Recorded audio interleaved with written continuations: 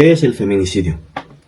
Este delito se encuentra previsto de manera muy similar en los códigos penales de las distintas entidades federativas en México, al igual que en el Código Penal Federal. Por ello tomaré como base este último. El artículo 325 del Código Penal Federal establece que comete el delito de feminicidio quien prive de la vida a una mujer por una razón de género.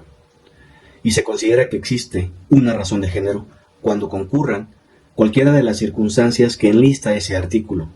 Por ejemplo, que la víctima presente signos de violencia sexual de cualquier tipo, que a la víctima se le hayan provocado lesiones o mutilaciones infamantes o degradantes previas o posteriores a la privación de la vida o actos de necrofilia, que existan antecedentes o datos de cualquier tipo de violencia en el ámbito familiar, laboral, comunitario, político o escolar del sujeto activo en contra de la víctima, que haya existido entre el sujeto activo y la víctima una relación de parentesco por consanguinidad o afinidad, una relación sentimental, afectiva, laboral, docente, de confianza o alguna relación de hecho entre ellos.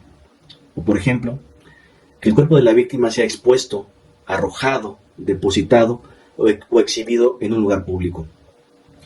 Hasta aquí pareciera que el delito no presenta mayor complejidad. Sin embargo, las hipótesis que acabo de mencionar no definen qué son las razones de género, ya que solo constituyen una lista limitativa, mas no enunciativa, de los distintos escenarios en los que pueden concurrir las razones de género. Por ello, para definir qué es el feminicidio, considero importante primero establecer qué no es un feminicidio. El feminicidio no es solo el homicidio de una mujer, aun con agravantes, por ser un tipo penal simple. La víctima del delito de homicidio es cualquier persona. En el feminicidio necesariamente debe ser una mujer. El homicidio puede ser doloso o imprudencial, mientras que el feminicidio solo puede ser intencional o doloso. El homicidio es un delito instantáneo. En cambio, el feminicidio no se agota con la privación de la vida, pues se requieren de otras conductas como manifestaciones del ejercicio de una violencia desmedida de forma previa, concurrente o posterior a la muerte, que evidencien una brutalidad en contra del cuerpo de las mujeres. Si bien el homicidio coincide con el feminicidio en un punto, es decir, que protegen el bien jurídico denominado vida, el feminicidio, en cambio, es un delito complejo, pues tutela diversos bienes jurídicos, porque además de la vida, protege la dignidad, el acceso a las mujeres a una vida libre de violencia e incluso el derecho a un proyecto de vida. Ahora trataré de explicar qué puede entenderse por razones de género. Si revisamos de manera detallada la tarea legislativa de definir el feminicidio, encontramos cierta vaguedad conceptual en cuanto a qué debe entenderse por razones de género. De ahí la importancia de detectar los atributos que le dan identidad al feminicidio para distinguirlo del homicidio. Por ello, cuando hablo de razones de género, me refiero a los elementos asociados a la motivación criminal con base en los cuales el activo del delito ataca a una mujer por considerar que su conducta se aparta de los roles establecidos como adecuados o normales en la cultura. Es decir, en términos del artículo 325 del Código Penal Federal, la muerte de una mujer debe contextualizarse con base en la conducta que la produjo, a fin de determinar la presencia o ausencia de patrones influenciados por la cultura de discriminación contra la mujer, basada en una concepción errónea de su inferioridad que la relegan a una posición de subordinación y desigualdad. Así, los factores que hacen diferente al delito de feminicidio con el homicidio son aquellos elementos discriminatorios con los que se pretende refundar y perpetuar los patrones que culturalmente han sido asignados a lo que significa ser mujer, como por ejemplo la subordinación, la debilidad, los sentimientos, la delicadeza, la feminidad, etcétera, etcétera. Esos elementos culturales y el sistema de creencias machista hace pensar a los hombres que tienen el poder para determinar la vida y el cuerpo de las mujeres a fin de castigarlas o sancionarlas y en última instancia preservar los órdenes sociales de inferioridad y opresión.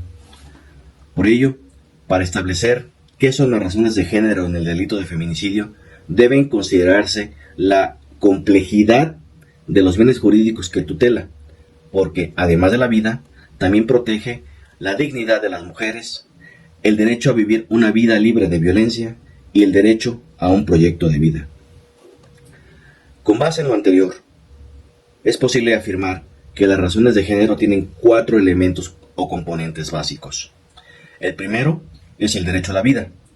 Eso implica la posibilidad de existir para concretizar los demás derechos, pues de no ser respetado el derecho a la vida, todos los demás derechos carecerán de sentido. El segundo es la dignidad. La persona humana es sustancia individual constituida en una unidad física, psíquica y espiritual, con facultades racionales y entendimiento. Esto le permite la libertad de elegir de lo que se le presenta como bueno. El tercero de esos elementos es el derecho a vivir una vida libre de violencia. Este derecho conlleva la obligación del Estado de actuar con la debida diligencia en los casos de violencia contra las mujeres.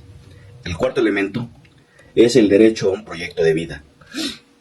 El concepto de proyecto de vida al que me refiero no consiste en la necesidad banal de mantener un estatus, sino en un valor esencialmente existencial que atiende a la necesidad de la realización personal integral que da sentido a la vida de las personas. Esos 4 elementos constituyen los rasgos o clase de cosas que conforman las razones de género en el delito de feminicidio. Para ejemplificar lo que hasta este momento he dicho, de manera muy respetuosa para la memoria de la víctima y respetando el derecho de sus familiares a no ser revictimizados, incluso los derechos de quien al parecer lo cometió, ya que si bien esa persona ha sido sentenciada por el delito de feminicidio, aún puede recurrir esa sentencia, al igual que los ofendidos y la fiscalía. Bien. Recientemente en el estado de Puebla, un expolítico fue sentenciado al considerarse penalmente responsable del delito de feminicidio de una abogada que activamente abría brecha para otras mujeres. De acuerdo con la información disponible en fuentes abiertas que pude consultar, el expolítico y exfuncionario del gobierno del estado de Puebla mantuvo una relación sentimental con la víctima y fruto de esa relación procrearon un hijo. Sin embargo, se menciona que durante su embarazo, el sentenciado encerraba a la víctima en su domicilio y desde entonces también se negó a registrar al niño como su hijo. Incluso no pagaba la manutención del niño.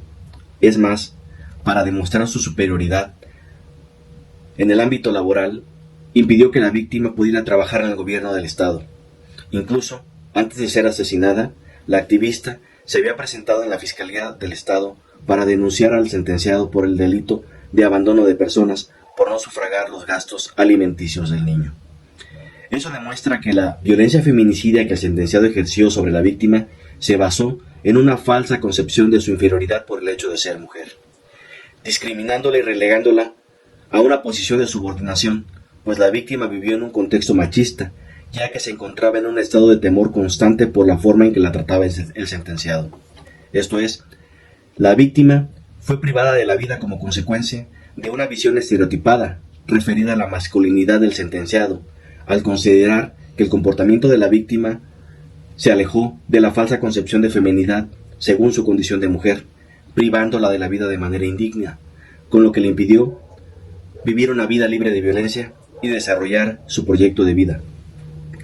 Como este caso existen muchos más, los cuales abordaremos muy pronto en una charla que sostendremos con una asociación y será transmitida en vivo a través de la red social Facebook. Para ello, los invito a seguirme a través de mis redes sociales. En Facebook pueden encontrarme como Ricardo Agustín Torres Saldaña, en X como @Ricardo con K, _Torres, _S, y en Instagram como Ricardo-Torres78. Hasta la próxima.